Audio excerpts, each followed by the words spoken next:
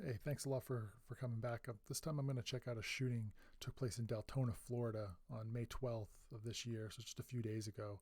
So this is still under investigation. The person pulled over was killed after he pointed an AK-47 at officers after fleeing from a traffic stop. And just a reminder who I am. So I'm a former police officer, about 9 years or so. I was worked in law enforcement, involved in these types of incidents, use of force incidents, some shootings, and was present or involved in those. And then now I study police use of force as a PhD student at the University of Missouri.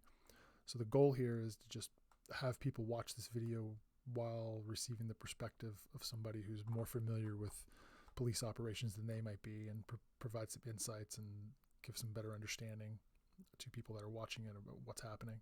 And then also to provide an opportunity for constructive criticism and a constructive review of an incident so that policing can improve. Again, there are no advertisements on this channel. I don't get any paid ads.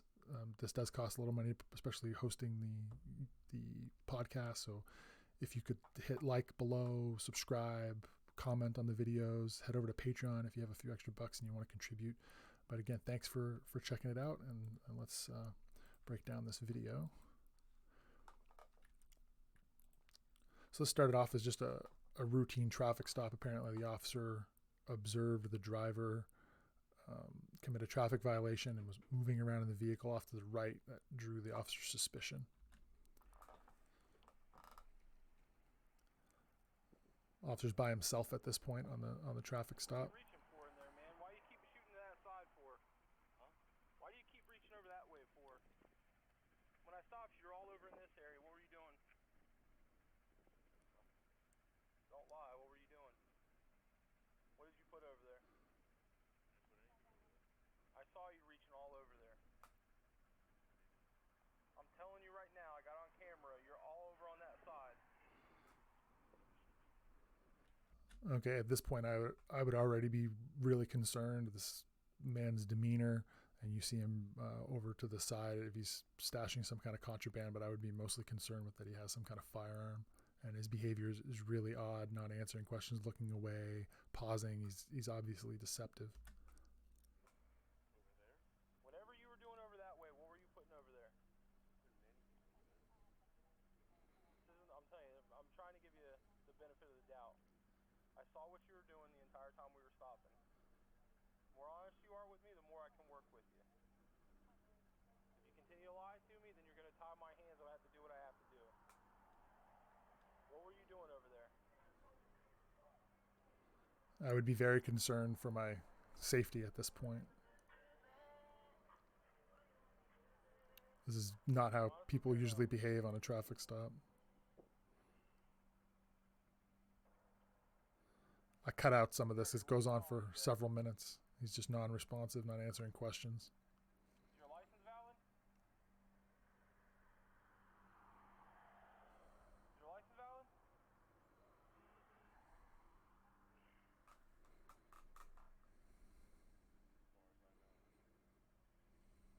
Alright, why are you not talking all of a sudden? Stressed out? This person on the bike wants to watch, I guess. Well, the reason why you're being stopped, you weren't wearing your seatbelt when you went by me back there. Alright? Hang tight. Don't reach for anything, you hear me? Put your right hand out here outside the door until we're done talking. Now, this is out just outside of Orlando. I don't know what the staffing is like on this agency, but I would assume there would be other officers available to make a backup. And very early on, just him moving around in the vehicle, the way the officer's saying he observed him moving, I would have just asked for another unit, had another unit start rolling over. Not only does it provide extra security for you, an extra set of eyes, but also it sends a message to the person in the vehicle if they're deciding whether or not they want to give it a shot. If there's 2 officers, if there's 3 officers, if there's 4 officers, it makes the calculation different. If I'm by myself with an officer, maybe I'll try my chances, but if their partners are there. So the dispatcher just said he's negative, a suspended DL. So negative, I'm assuming, and again, I'm not familiar with the radio codes. I'm assuming that is that negative for warrants, so no misdemeanor, felony warrants, but that the guy has a suspended driver's license. So right now you'd have a lawful traffic stop. They observed a traffic violation, the no seatbelt. The guy's not responding. They run him, and now he has a suspended driver's license. I don't know in Florida. I'm assuming that's a misdemeanor. So at this point, I would think that you would have the ability to pull this guy out and arrest him, detain him, put him in handcuffs, and put him in the back of your patrol car. But again, I'm not familiar with law in Florida, so you have to talk to somebody in Florida. Each state is slightly different. So now you hear the officer get on the radio, but he's not on a regular frequency. He's on like it sounds like a reserved channel, so like a chat channel. So like officers can get on a different channel on the radio and just communicate back and forth without a dispatcher. Normally, you would just go on the radio and say, hey, I've got a guy moving around in the vehicle, reaching around, making me nervous. Can I get a backup? Not only does that send an officer to back you up, but it also lets your supervisor, other officers know, hey, something's going on. If they're in the area, maybe they roll by. So a lot of people do get on a private channel and ask for help. They don't want to be heard on the radio asking for help. They don't want to tie up the radio, but I tend to think that it's better just to put the information out there so everyone working with you is aware of what's going on. Come back me up real quick. On your traffic stop? Yeah. I'm not saying this is wrong. I've done this as well. When I went to stop him, he's reaching in the right side of the car and stuff. He's got a suspended DL and everything. All right, I'll be there. Okay, now this is the perspective of the second officer. So this is the cover officer, the officer that's providing the backup, him looking in the vehicle now.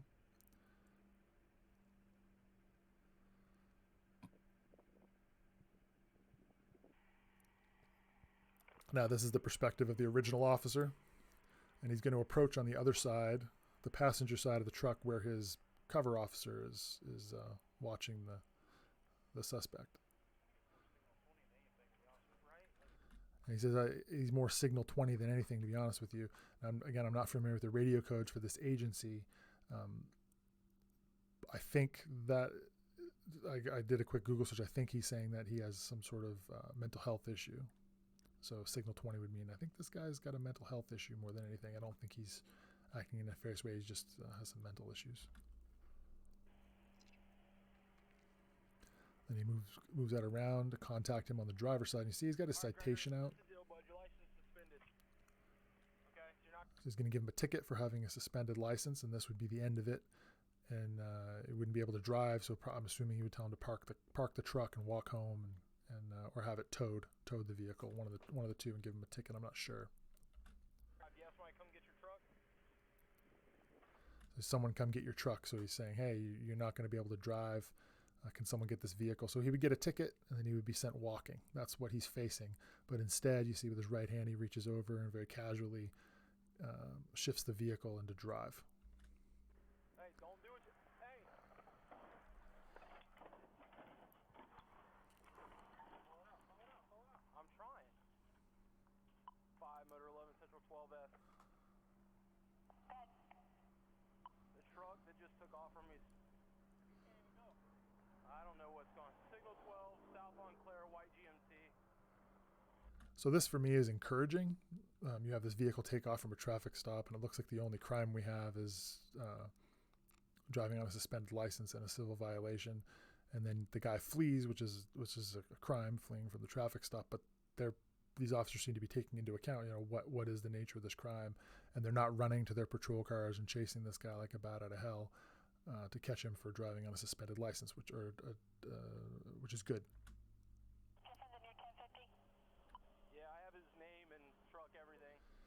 And they have his information and where he's at. Now, this is obviously the view from the helicopter.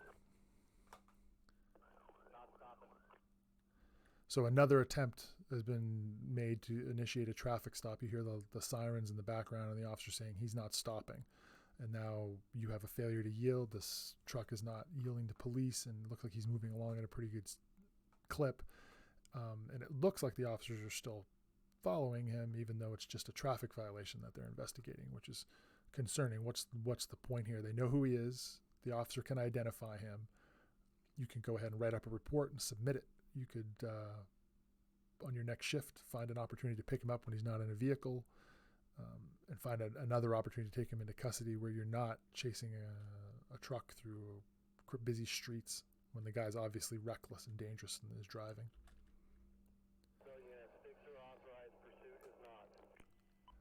Then you hear a supervisor get on the radio and say sticks are authorized, pursuit is not. And what that means is that they're not authorizing a pursuit, so they're not going to have patrol cars chasing this vehicle, and it seems to not be driving too much over the speed limit, but that they're going to authorize the deployment of stop sticks. So what stop sticks are is like little sticks. They put them out, the police officers deploy them on the roadway, and when the vehicle drives over them, these like porcupine quill type things go into the tires and then deflate the tires, making the vehicle inoperable. It's right behind a white car with a... And again, I cut out a bunch of this pursuit goes on for about 20 minutes.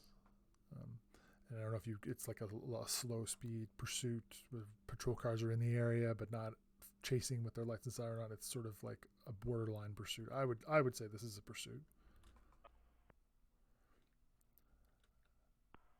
He's cut to the far right lane now. Turn on. Now look how many. So they're not chasing this guy. They're not in a pursuit. This is what they're saying. But if you look here, so this is the suspect vehicle, and just based on the way these vehicles are driving, I would say that this is a patrol car. It looks like it. This is some type of unmarked vehicle. You saw it go over the curb and come back in. This looks like some type of police vehicle. So the driver of this is well aware that he's being followed. The helicopter's above, and there are several vehicles close behind him. So this is not a case where the helicopter gets up and it's watching the vehicle from a distance and there are no vehicles in the vicinity and they're waiting for this guy to go to ground and park his car and get out and then make the arrest or follow up on it later. This is borderline where the vehicles are close behind and putting pressure on him, which I think is dangerous and a bad idea given that all we have is a traffic violation. And again, when I was a patrol officer, I would have wanted to chase this as well. But as supervisors, administrators, and officers in this current climate, we need to be responsible, and this is putting everyone at risk by putting pressure on this vehicle like this. Let's see, 1, 2, 3, at least 3 police vehicles sort of chasing him. Now watch this. Coming to you.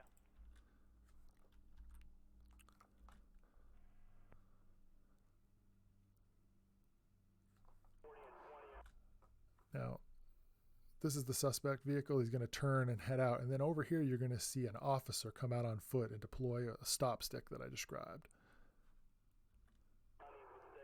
See, right? Throws the sticks. He swerves to avoid the sticks, but doesn't want to hit the officer. And then he looks like he hit the stop sticks there.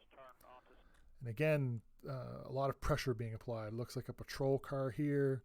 Looks like another police vehicle, and then I think you're going to see more police vehicles, unmarked vehicles, come this way. Just because a vehicle's unmarked doesn't mean that the suspect doesn't know he's being followed, especially if you're just a few feet behind him and putting pressure on him and driving in a way that doesn't flow with traffic. Left lane. 1, 2 at least. He was reaching right side when I originally stopped, and that's why I called for a secondary unit.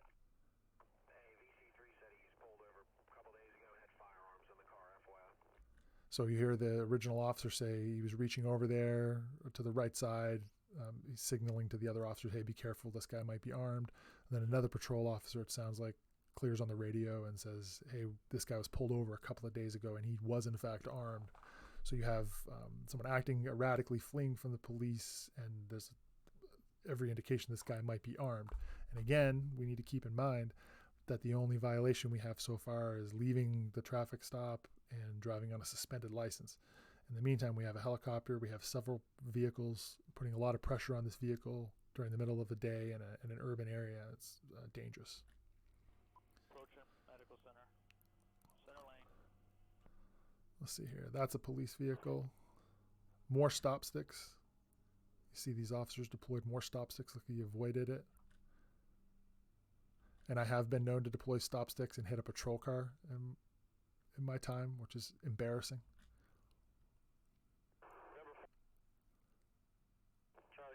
I was trying to stop stick a vehicle that was fleeing from my partners, and I deployed the stop sticks. The suspect swerved out of the way, but before I could pull the stop stick back, one of my partners drove over the sticks and disabled his vehicle.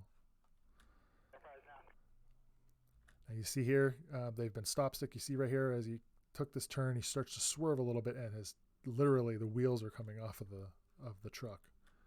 Do we have anybody going towards this guy's RO house? Do we have anyone going to the RO house, the registered owner of the vehicle's house? So when you run this vehicle through the computer, it's going to tell you where it's registered. And you could pull it up on the map and say, hey, this is close by. I think this guy's probably heading home, and send some officers over there. That sounds like what they're trying to do.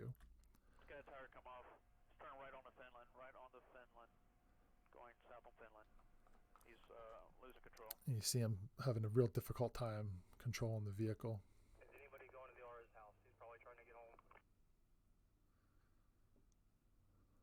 What's that address? All right, and now we see him make the turn. He's turning into 501. Another wheel comes off, looks like.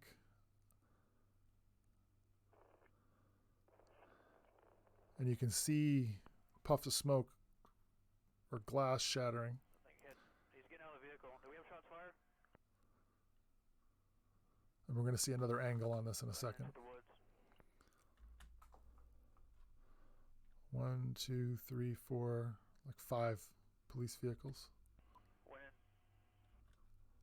1, 2, 3, 4, 5, 6, 7, 8 police vehicles. Back behind the Publix into those woods, behind the truck. Within seconds, which gives you an indication of how closely they were following and how much pressure they were putting on him.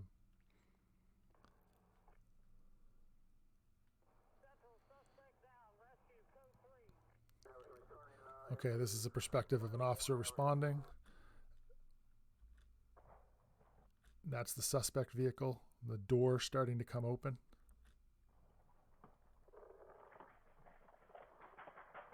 You hear gunshots. Officer runs for cover. Leaves cover, discharges his weapon.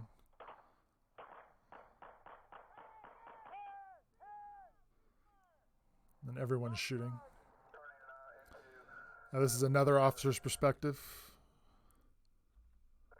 And again, this is a police vehicle, and the suspect vehicle is this truck tucked in behind there.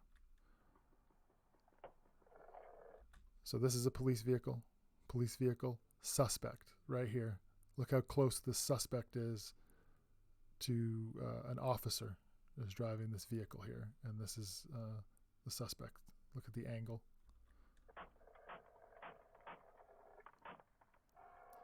Yikes.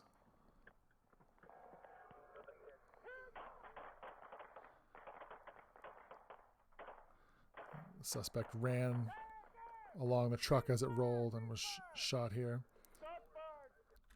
And then this was the vehicle that I was saying was really at a bad angle for the suspect vehicle. There was an officer in here, and you can see the officer emerge. Right?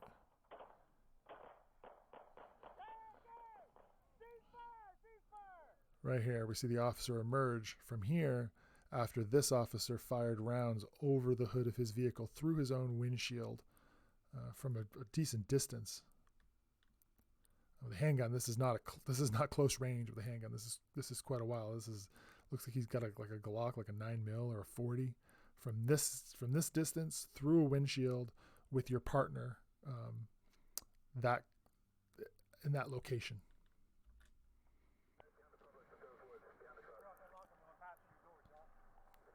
And then I'm gonna show this guy's perspective one more time with a slow-mo. So just so you get an idea of this angle that he takes. All right, stand by. I got a shield. Let's wait. Let's get a team together when we get more units here. Keep cover on him. Take my place. Keep cover on him. Okay, and then again, I know I've said this a couple times. Police vehicle, which we saw this door. This is where the officer got out. Suspect vehicle. The angle that he's going to have to shoot through this windshield, his partner is almost in the line of fire. And we got the slow-mo. Gun is out while he's still, the vehicle looks like it's still moving too, maybe. I can't really tell. I shouldn't say that. 4, 5, 6. 6 rounds through the windshield. boom, boom, boom. Partner, bad guy. Partner, bad guy. If I was this man right here in this vehicle, I would be very, very angry at this guy right here. Now, the word is that this man was pointing an AK-47 out of the window at the officers.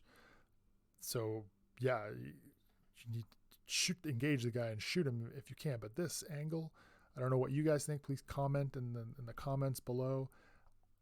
I'm inclined to say this is crazy. I would not take this shot. I think this is a terrible idea.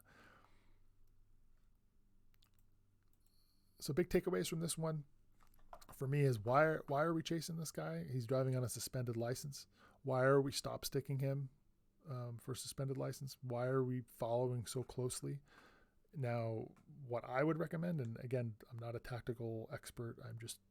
This is just my opinion based on my experience. I would say once he flees, let him go. You know who he is. You know where he lives. You can track him down later. It's just not worth putting the risk at community. As an officer, I would have wanted to chase him. I would have wanted to chase him till the wheels.